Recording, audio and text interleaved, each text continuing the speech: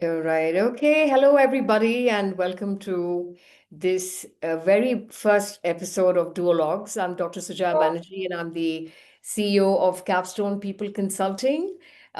This episode is presented by Your Commune, which is what is the morphed version of the LNOD Roundtable. It will be sort of releasing shortly. So we are already beginning to be able to do work under the aegis of Your Commune. Your Commune is an online community which is meaningful for the entire community to come together and flourish. So we're very excited to be able to present that eventually. But today, what we are beginning to embark on is a process of being able to get two professionals, two subject matter experts, or um, two industry professionals in a conversation, right? So this is not a panel discussion. This is a conversation among two equals. And the idea is to be able to have a meaningful dialogue that everyone can basically learn from. So I'm going to ask everyone to switch off their cameras at this time so that they're just the two people who are going to be speaking together. Our conversation today is around managing careers in ever-changing times, in times of constant change. How are we looking at managing careers during these times? It's a big question for many people. And at most times, because careers are not planned proactively, most people find themselves on a back foot when it comes to careers. So we started with this one because it's repeatedly discussed as the most compelling value proposition to work for an organization. And there is least amount of effort made in most places. There is a huge confusion around careers. There is a lack of predictability in terms of how the organization will keep changing. And so perhaps, there is even more hesitation to be able to make commitments around careers. And in a very compelling research that MIT Sloan conducted recently, where they spoke to hundreds of professionals who had changed their jobs in the last 3 months and asked them why they had left their previous roles. Very revealing data around the fact that they left their previous roles because either they didn't know where it is that they could grow within the organization because there wasn't such available data. No one had discussed their careers with them. And also uniquely, when they did ask about their careers, there was hesitation to be able to release them even on IJP opportunities. And so I know when Adil and I used to work together, we used to call this talent zamindari. And so talent zamindari continues, and we're going to try and explore some solutions to put the reins in your hands so that you can manage your own career in very compelling, changing times. I'm very excited to have Adil here with me on the very first episode of Duologue. So welcome, Adil. And Adil, as you doesn't need an introduction, but he's the CEO of the firm right now, comes in with a very illustrious career, as you all know. So, Adil, welcome to Duologues, and very excited to have this conversation with you. So, we're talking about careers, and we're talking about something both of us are so passionate about. And I know we did some work together on this, which kind of became industry benchmarks in a way in terms of how you can manage careers for a large group of people. But I'm going to just let everyone know what the ground rules are. We're basically having a conversation. I'm not interviewing Adil. We're just having a conversation together. We're going to try and organize our conversation around three headers so that we can have a meaningful conversation around careers. We're going to try and decipher what indeed is the new economy. Yeah, what really changed. And we want to be able to call out the dynamics that are reshaping careers for people or creating concerns around careers for people. We're going to then try and talk about what kind of new jobs are emerging, which we may not be entirely familiar with. But obviously, these disruptions are creating great opportunities. So, what indeed are some of those opportunities? And then we're going to, last but not the least, spend the most time, I believe, in this conversation on what can you do to be able to manage your own career in ever-changing times. So, which mindsets and which actions and which kind of data and information should you try and get access to? What kind of conversations and dialogue should you have? We'll try and come to that towards the end so that you really do have some ideas and tools to kind of take back to be able to think about your careers differently. So with that, Adil, very excited to have you here. Uh, Careers in changing times. So, I'll call out what I think are changes, but I want to hear from you. What are the changes, that define the new economy the most? And what out of these could be obviously reshaping expectations in terms of what people contribute and how it is that they can grow within organizations. So, Sujaya, number one, thank you. And thank you for inviting me to the first round of Duologues, dialogue between two equal professionals on certain very critical elements of what really is enchanting, at the same time confusing to the people in the changing times. And I can tell you one thing, looking at our careers, which have been long enough not to indicate the kind of vintage we bring on table, but looking at the kind of problem that people have had uniformly over a historical period of time has some or the other dimension of careers involved in it. So when careers were not really worried about the changing times, despite the times being very steady, careers continued to be a major problem. And that problem got further compounded with the changing times, bringing in new perspectives and new paradigms into definition, first of all, of what is a career. The concept of career itself is changing, and then technology adding 100 new dimensions of how one could pursue one's own passion and career in the changing technology times that we're talking about. Yeah, I so agree. I want to call out, some of the changes because I think it's important for us to be on the same page in terms of which change are we talking about when we say in times of constant change. And, some of this seems like things you would already know, but if we articulate and call it out, then it becomes easier to kind of make the connections. So obviously technology is a big, big disruptor. I think that's now in the current era, a no-brainer. We are almost unfolding Industrial Revolution 5, and this is about advanced technology. It's about people. It's about innovation. So obviously these dynamics, which are sort of already unfolding and obviously impacting what people need the most to do business. Sustainability is emerging as an important sort of arena. You have, shifting workforce dynamics in terms of three generations at work, and that's bringing in its own set of sort of compulsions and expectations and the rest of that. I think another, more recent phenomenon in the last couple of years is the very apparent, and I think we saw that coming, but it's become very apparent now, is the obvious disconnect between what people might study through their courses and what it is that they may actually find within organizations. So not having the right workplace skills further aggravates the situation with further confusion around what it is that you may be good at, what your interests might be, versus what opportunities may be available within the organization. So I do want to call these out. There is now enough research to be able to validate this rather than this being an individual view. So I want to call out this is another problem that just kind of compounds challenges around careers because you may have studied something, but that's not quite what it is that you really actually enjoy doing.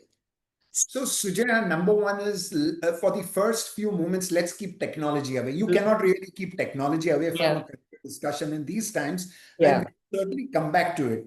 But the next few minutes, let's focus on in our conversation on the changing paradigm and the definition of what is a career now as compared to what a career used to be for people maybe one or two generations before the changing technology times that we are talking about. Right. So number one is career is no longer the classical linear chain of jobs that people did in pursuit of their professional successes, and which was in any ways linear to the academic pursuit he had taken.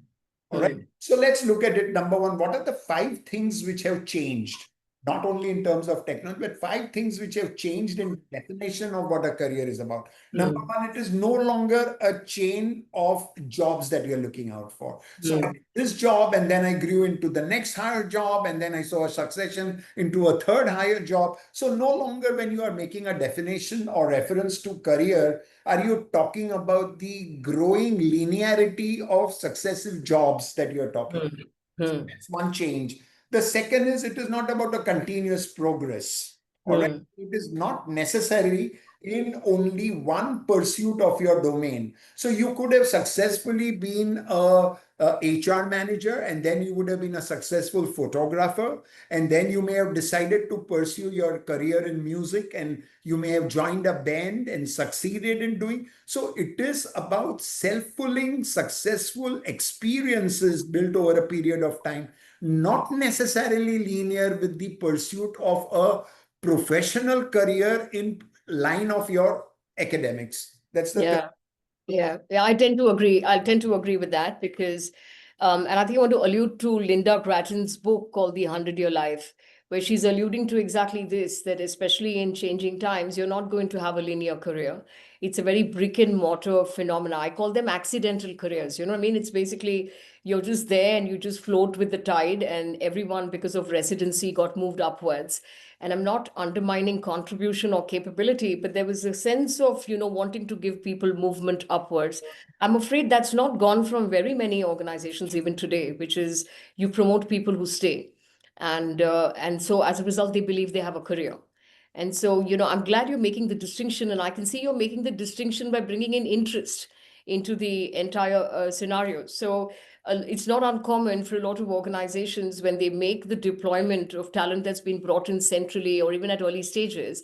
The basis of deployment is not your education background as much as what they can see as demonstrated interest in your CV in terms of the kind of internships you may have done, what you have learned, what your other hobbies might really be, what you really enjoyed doing, what lights you up when you respond to certain questions in an interview.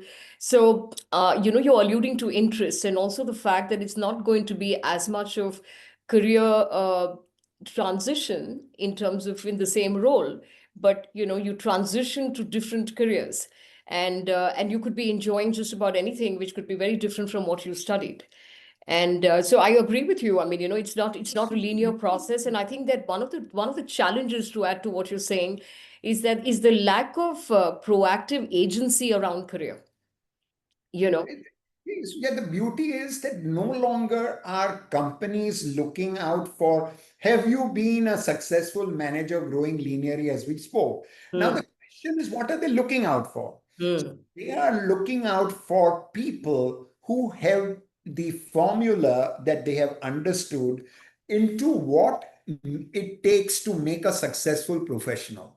So if mm. you are a successful member of a band, or if you have been moving into a different space, and if you have been wanting to do a kind of climbing a summit and doing a summit, it's not about only a linearity in your profession of choice that you've taken. It is about, have you become successful? Have you understood what it takes to succeed in whatever you are doing, rather than limiting it to the career that you have taken after your academic qualifications in a corporate setup? All right. So the definition is, what is success? Have you understood what it takes to succeed? Therefore, if you have understood it, have you transferred those learnings of success into your own internalized personality, such that when we give you any assignment, will you be able to draw out on those experiences and lead it to a successful outcome? So, it's very interesting what you're saying. You're saying, are you being able to gauge the environment to say what does it take to succeed here?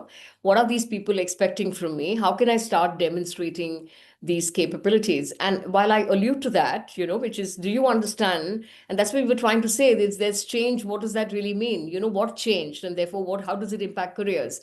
And we're talking about, constant change. We're talking about technology. We're talking about, so it means you have a growth mindset for change. You have the ability to understand that things are changing and that it can't be the same like it was before. And that you do take the effort to be able to decipher that change. And to your point, become like a lifelong learner who's constantly going to basically adapt and adjust to what is really required. And I'm adding another dimension to that to be able to say that, especially in the current times, what is the proactive work you can do to be able to align your interest to your career? And have the courage to be able to do that. So one is what organizations expect from you and what you need to do to be able to succeed in that environment, and having the humility to understand and to learn that. And the other perspective, which is very related to this, is you may not be a fit in that environment, or that may not be what it is that you're actually looking to do. And sort of reflecting through your experiences by asking yourself whether is this where you really belong? Is this what you really want to do? No matter how great it might really be. When I was at Lintas, we had people who would leave after the passion, after pursuing a career in advertising so passionately, to go and join the armed forces. They would leave to go and write their UPSC exams. You know what I mean? So I'm just trying to say, it's very important to be in touch with that inner voice. And you could be externally enjoying the experience, but that's not you. And so authenticity I want to bring in the context of sustaining careers.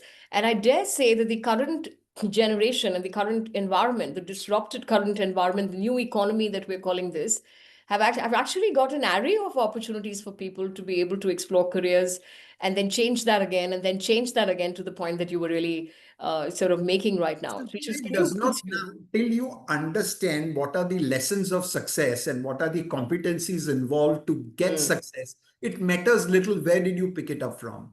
Did you mm, pick it up from your last job? Did you pick it up from the summit you made? Did you pick it up from some other activity you did? Did you pick it up from a family time you spent? Till mm, you understood the lessons of success, until you picked up the competencies involved in bringing or making you a successful professional and a person, if you understood that, that mm. is more important for you to build your career rather than have you been doing the same job over and over again and getting one promotion every 3 years, and therefore I presume you have learned the jobs of success. Yeah, I mean, I agree, and I want to now add to this to be able to bring in the dimension of, not being able to decipher many of the things that we're talking about right now. I think one is to be able to understand things are changing. I think most people understand that. I think they get a sense of adaptability and adaptive learning, which becomes a very significant part of succeeding to deliver on the roles that they've been hired for. And I also want to talk about themes like changing dynamics at work because of multi generations, or even sustainability being an important arena of contribution, which you may not be familiar with. And therefore, you need to get your arms around understanding how to contribute to that, or to be able to integrate that in your learning so you become more employable in terms of even internal sort of opportunities. So, one is to decipher all of this. And then I want to talk a bit about, we have so many stalwarts on this call. Yeah, people who are great HR professionals. We've got Deepak Barara here. We've got Adil Bisania, who's on this call. We've got Avantika Prasad here on the call. We have the CEO of Godrej Agrovet, who's on the call, who's very interested in people management and culture. So I'm really, really excited to have some really great people. And maybe for some of you who I'm not calling out, it's just simply because I perhaps have not had the opportunity and pleasure of knowing you. I want to move the conversation, towards what organizations can do to be able to support this and to be able to bring momentum to real careers within the organization. Because I dare say that organizations is kind of come up as being very self-serving on careers, which is even the conversations on careers is around what you can do here. So you don't really get like the wide spectrum. And I understand you want to retain your talent, so you can't be talking about what this person should ideally be doing. So you know what I mean, that it's a restricted conversation on opportunities. And I understand it. We've handled this before, and we would dare be caught on a back foot to be able to talk about opportunities that people might have elsewhere. So, careers within organizations are restricted to what the organization may really have as options. Having said that, my alarming discovery, and I work with so many organizations and I consult them and I work with them on capability building. And I must say, especially for those who we coach, I think coaching mid to senior management into leadership positions, where they can basically sort of, get groomed to be able to scale up and to manage larger complexities and responsibilities. I think one of the things sadly lacking is, almost unanimously, it appears not a lot of people have career conversations inside the organization. There's a lot of lip service rather than real processes, systems, or even tools to help people decipher what it is that they can do next. There's still the very sort of organic opportunities that can emerge, or like we said, in the brick and mortar era, you'll just go on the ladder one step after another in a very linear manner. I dare say a lot of that still continues to happen. And alarmingly, it's not uncommon to be able to recognize that, the people who stayed with us the longest are sometimes the people least adaptable to change, and the people who basically perhaps are not the people who can challenge the status quo because they're used to working in the environment in the way in which the environment was conducted itself in the past. So not our, you So, know, Sujay, only a minute I wanted to add, and of course, you are aware of it, and I'm aware, and most HR professionals around would be aware of it. But there is something called the Bermuda Square mm, of careers. Now, we know of Bermuda only as a Bermuda Triangle, but when you mm, look at it from a careers perspective, there is a concept called the Bermuda Square. And what is the Bermuda Square? What are the four sides of the Bermuda Square? So number one is that accidental pursuit of careers. So how do people choose their careers? So number mm, one is, of course, it is linked to the academics you pick up. And how do you pick up? We all know that, whenever you ask this question, how did you choose HR or how did you choose finance? Or you would generally have a iffy, butty kind of an explanation. Okay, my father told me, my uncle was a chartered accountant, my neighbor was an HR profession, something like that. But what mm, happened to your choice? So there's no conscious choosing of what you wanted. You accidentally landed up. So that's one side, accidental choice of one's academics. Number mm, two is the entire systems that we have, and even 60 to 70% of the organizations, even today, have a linearity in terms of placing people who pass out from the various management qualifications. You come out from a finance background, you naturally will be posted into a finance department. You have a legal background, you will be posted in the So number two side is that you, number one, accidentally chose it. Number two is therefore the linearity of the choice you made, accidental or otherwise, you will be placed in that organization. Third mm, is absence in organizations having processes to do career conversations. So even after mm, several years of having placed you in that linear career, mm, they have no processes whatsoever to discuss with you. What do you want to do next? Do you want to mm, change your linear promotions? Yes. How have you performed and can I move you to the next higher job? But can I move you to a totally different domain and space that you want to be in?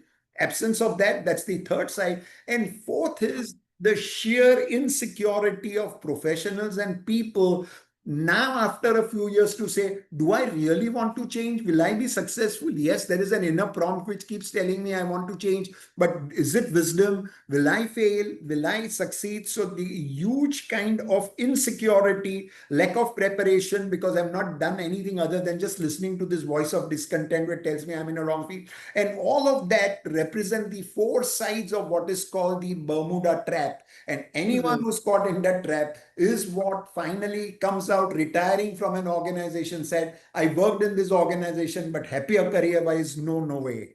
Hmm. Hmm.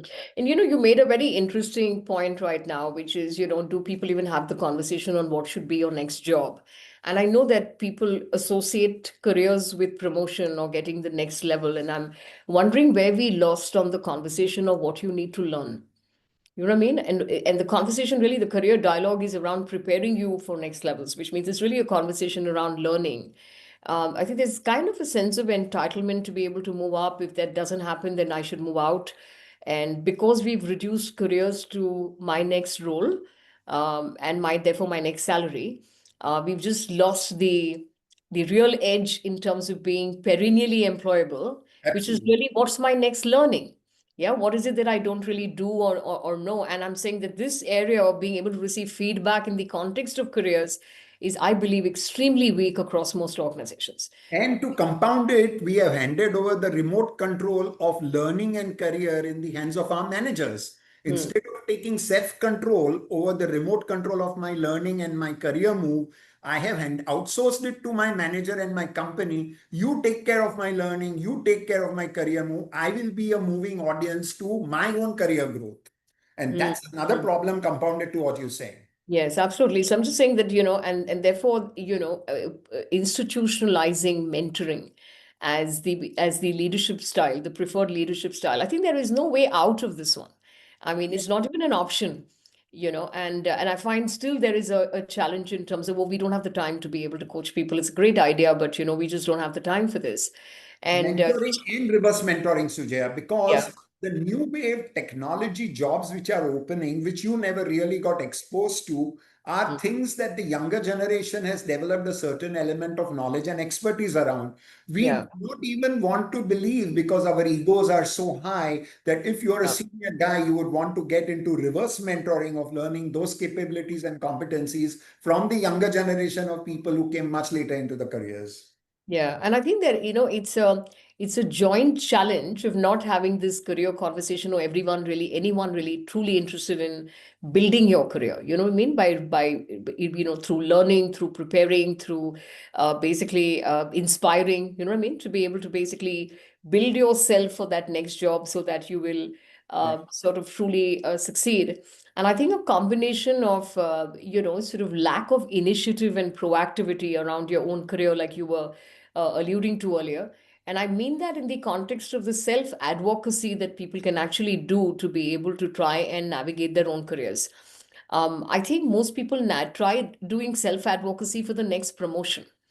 And I wish this would change, and it must change in the current times to be able to create your self advocacy for your career in terms of how it is that the organization can support you to build your career. In the absence of either, which is if you don't have a nurturing manager and you also don't know or understand how to kind of basically put forth what we're calling self advocacy for career, I think you're left with no choice other than to think that the only way to grow is to leave your current job. And And Sujaya, that's exactly what I did at G. And I've been telling mm, you about it, that at mm, a point of time, my Indian company, G in India, offered me a growth projection in Hong Kong to do a higher HR job when all along my conversations for my career kept on telling them that I wanted to do a marketing job and I wanted to have that exposure. So they thought when they promoted me to an HR job and that too in Hong Kong, I would be damn thrilled. But to mm, be shocked in 15 days' time to get a resignation from me saying I have now moved into Marks and Spencer's to do a marketing job. So it's a mm, question of what you want to do and how committed mm. are you about maybe if you have to give up your job, to give Yeah. up the job and move in the direction you want to move. Absolutely. Just want to bring in some comments that we are seeing here. Shailaja Karve is saying there is a concern amongst many about becoming obsolete due to AI and the technology and feelings of inadequacy amongst a few. There's constant demand for upskilling on a continued basis, both at individual and team level. So you want to come in on this one? Because I mean, we tried not talking about technology for a while. We didn't want that to hijack the entire conversation on mindsets and processes and leadership to be able to support the sort of the tenacity and dexterity you need to be able to actually offer careers to people within organizations. Um, I dare say that especially in changing environments, it is also not uncommon for organizations to want to infuse new talent from outside rather than grow from within. And the hope being that you will get fresh thinking, you will get more innovation, you'll get all of that from outside. Just begs the big question, and I'm trying to make this connection for everyone to get what I'm trying to say. The fact that the people who stayed with you have become less than adequate for the market is a huge indication on your own organization and the energies you have to develop people who stay. So, how did we reach a stage where the people inside the organization aren't good enough? And that our conclusion sometimes is that if we really do want to drive change, we need to bring in people from outside. These people are too used to the comfort zones. They're too used to working in a particular way. They will not challenge the status quo. So we just pause there and ask, why do our own people not know how to challenge the status quo? That when we don't have great quality people inside our organization, who's responsible for that?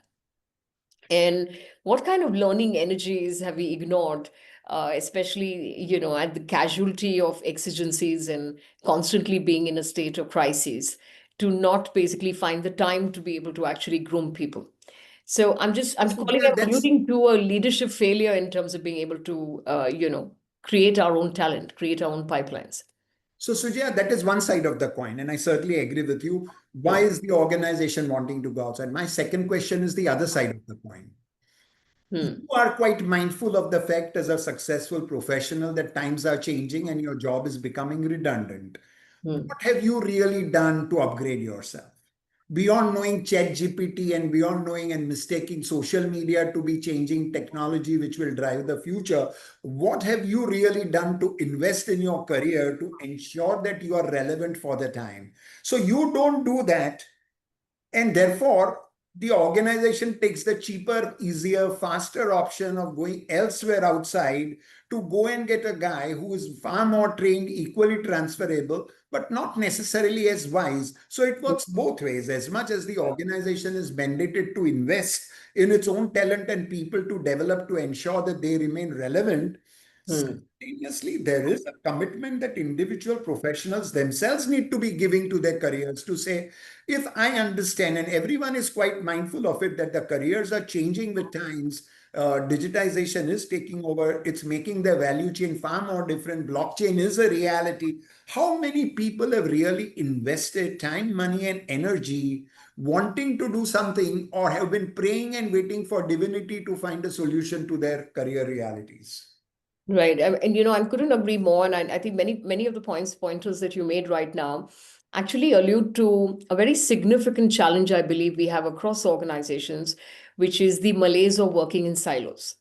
And I think this very significantly erodes opportunities for careers within organizations because you don't know or you don't understand, integrated solutions. You can't offer the organization integrated solutions because you know only your silo. We're not able to therefore create enterprise leadership, at early stages. What you see when you're looking at grooming mid-level talent to take on larger responsibilities is the inability to understand how various functions integrate so that you can, in the new era, look at being able to integrate what you know with technology, for example, or what you know with marketing, or what you know with two or three other, functions within the How organization. many senior leaders you want to know today who do not even know how to operate their digital purses? They Hmm. still continue to make cash payments. They still do not know how to make online payments. They still depend on their secretaries to make those online payments and all. So, on the one hand, there is organizational leadership mandated to bring digitization and transformation in the organization, which is so ignorant personally at their own levels that they do not even know how to operate their digital purses. Yeah, I think that's That's the reality. I think it's still work in progress, frankly, and so it's different in different industries. And I think your example may resonate for a few on the call and may not resonate for a lot who do see, that transition happening and that transformation happening in a very speedy manner. You're already seeing a very large, IT behemoth recently, sort of, doing away with 200 roles by virtue of being able to basically bring in automation through AI. And we're soon going to see more of this, which Absolutely is mindful of that. Yeah, yeah, yeah, yeah, yeah. and we're going to see more of this, which is going to emerge. I wanted to make the point on, the malaise of silo working because it's not enabling us to prepare leaders of the future. It's not enabling people to have enterprise mindsets to be able to offer the customers integrated solutions within the organization because we don't know how to work with people other than the ones which we're already sort of working with. And I think for people who are homegrown within organizations to have the ability to be able to start doing this, which is to be able to break these silos, work together, create solutions, create differentiated innovation by being able to actually collaborate and integrate inside the organization. I find this to be a huge challenge because of which many of the other functions are blind spots for people who have particularly worked in organizations that work in silos. But Sujaya, I do not know whether what you're talking, of course, Mm, what you're saying is right, and I know where you're coming from, mm, and I know also from where that question is coming from. mm, So whilst on the one hand there may be silo thinking, the one of the reasons why collaborative work in such a siloed environment in new technical times is not happening may be due to insecurities, not knowing where my job will go because I am myself not fully qualified to be able to lead the space that I'm currently leading into the digital times. So it is my own insecurity which tends to block out my interaction in higher spaces to make an integrated value chain become more effective mm. because I'm worried that I may lose my job or I may not be able to lead it in the space I have to. Yeah, I would completely sort of agree and allude to that. I think not understanding the value chain actually is a very significant reason why you're not seeing the kind of integrated work that can actually come out, and and these times are ready for a lot of those kind of differentiated sort of solutions. I wanted to talk about, and I think we're missing an important point if we don't bring this in, which is the impact on careers by virtue of the constant organization reorganization that you're seeing within organizations. We work closely with an organization that has changed their top leadership team almost 3 times in the last almost 2 years. And I'm saying it's not uncommon. And globally, this is for a lot of organizations that are working in the India arm, it's not uncommon to be able to have changes in the stewardship frequently in the last 2 or 3 years. So then there's also people who are superannuating, and that creates its own challenges as well because they're moving out and there are new people who are actually coming in, which becomes another reason for feeling insecure. And the constant change where what is now expected itself it starts getting sort of redefined. So you're in the same organization, but you don't have the same leadership team, you don't have the same philosophy, you don't have the same, the vision's undergone a change, the strategy's undergone a significant change, and you're supposed to remain productive and contributing in an environment that is very significantly disrupted as compared to the environment in which you grew within the same organization. I think we must bring in this aspect because it could be true for many people who are on the call today, which is how do you manage careers when the organization is constantly sort of redefining its purpose? So, Sujaya, basically, I am a student and a believer of Stoic philosophy. I believe in the Stoic philosophy. Mhm. These are realities. Yeah. Leadership is changing. You will not be able to control that. Can you Mhm. control that situation? You cannot control. So, Mhm. leadership is going to change. Along with new leadership, new strategy for the changing times and what will bring it success is bound to come. You cannot block it. Now, the fact is that if you look upon all of these not as setbacks, but as opportunity for you to find your spot, your space in that spot when so many new opportunities are going to come up, it is therefore necessary that you build yourself up for those opportunities because so many leaders are going to be outplaced because of their inability to drive value in changing times. Number one. Number two is strategies are going to change. Some strategies may succeed, some strategies may fail. Leaders of failing strategies will be outplaced. So, times out of number, newer and newer career opportunities are going to come up. I'm saying look at it far more positively. Keep building yourself up to be ready to take over those assignments as and when they open out, when so many things are changing. If Mhm. many people are superannuating, fantastic. It's an Mhm. opportunity. Mhm. Try and see that you are placed in one of the senior positions when it opens Yeah. out. Yeah. I think we're almost in the last 7 minutes to be able to close out on this 45-minute conversation. So I'm just wondering whether we can try and basically use this time to be able to gear the conversation towards what you can do, because you've already started that out, which is, own this. You're not the times are not going to become constant because we are uncomfortable with it. You got to learn, how to be able to deal with that. And I completely allude to the Stoic philosophy, which is I think the description of what will make people succeed and survive in these times is to be a monk from inside and a warrior from the outside. And Correct. so, yeah, and that monk from the inside is alluding to the stoicism that you're actually sort of talking about. So I want to pick from there to be able to talk about the need for building the EQ muscle. Yeah, I think these are times that, sort of are beckoning people to be able to, sort of look, drive your leadership inside out. And so build the inside. And it's extremely important to build the inside.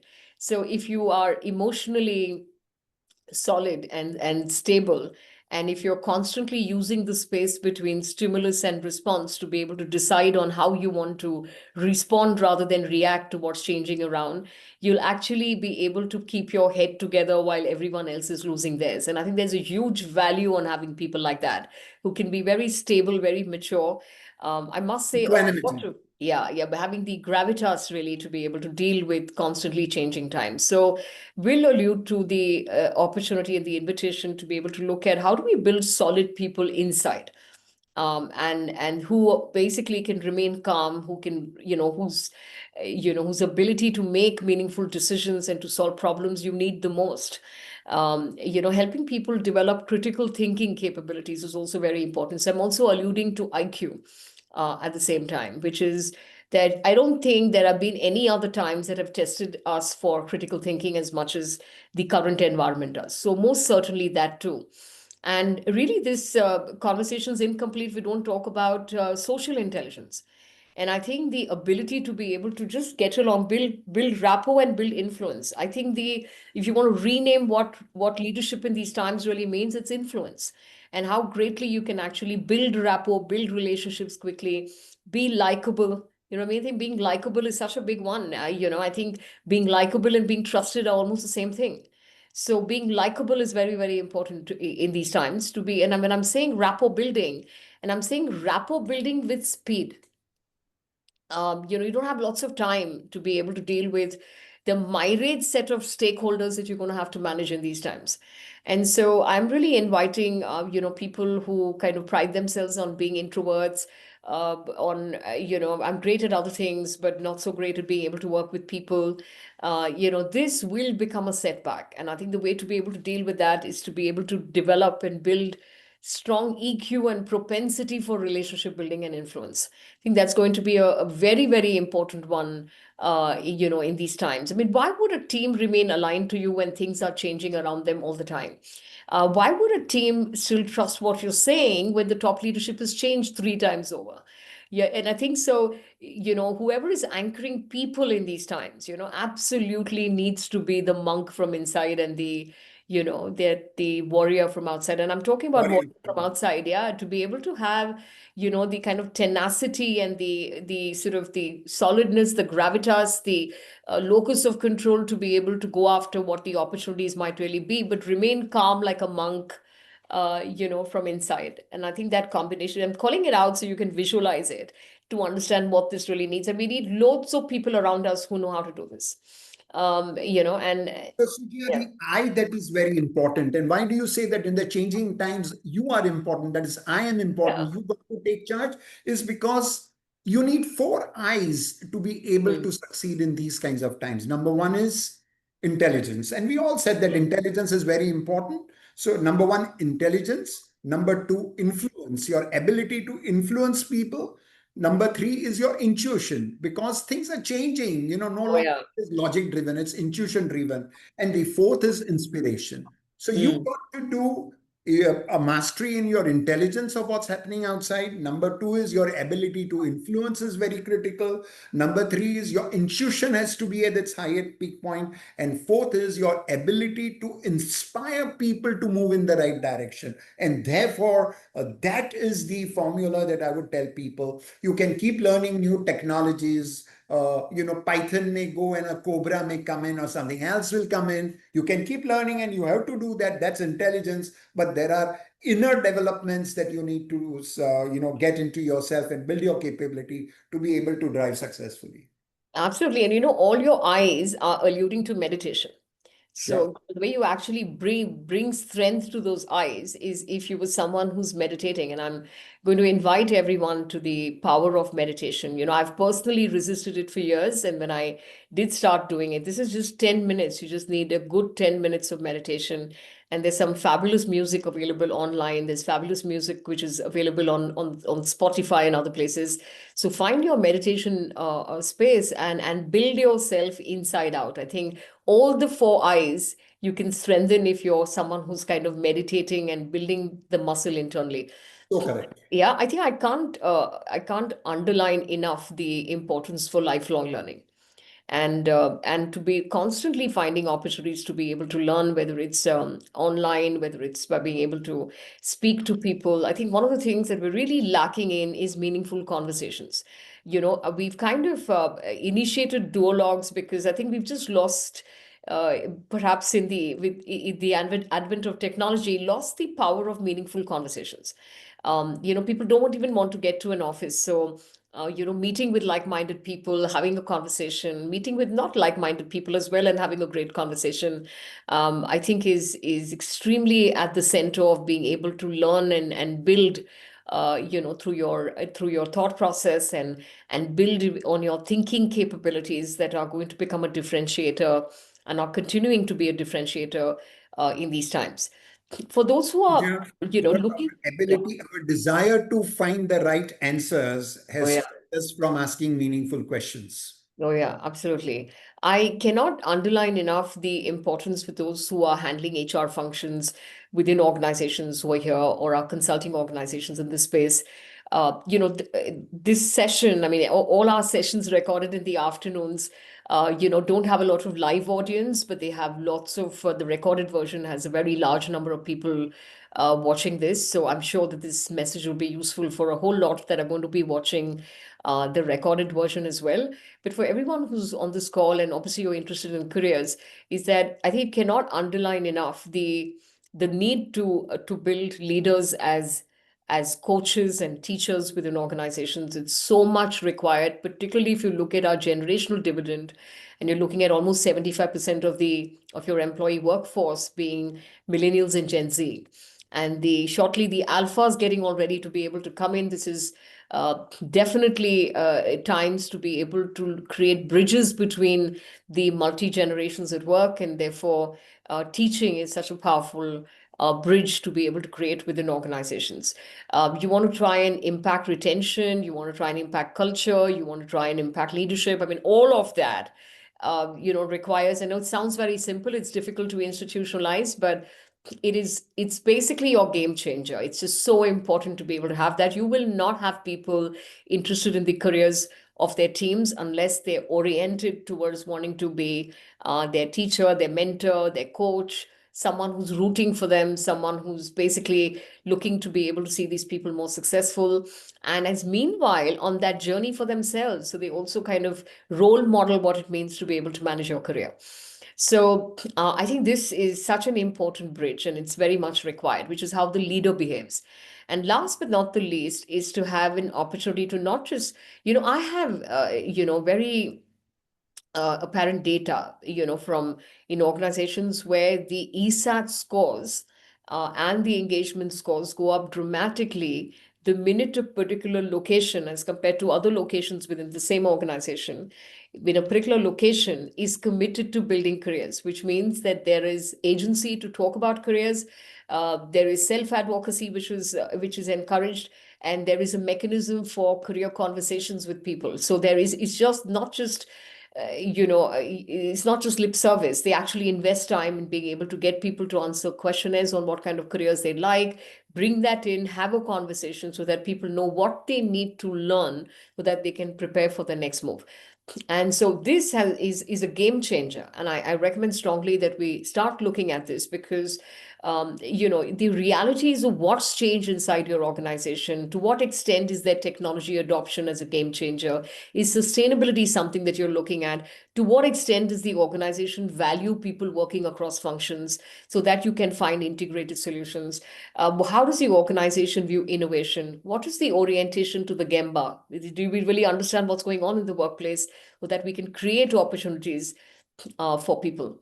What are the alternate ways in which we can reinvent the workplace in terms of creating opportunities for learning and leadership, particularly because you're bringing in people from the knowledge era? What do we want to do to be able to create opportunities for them early?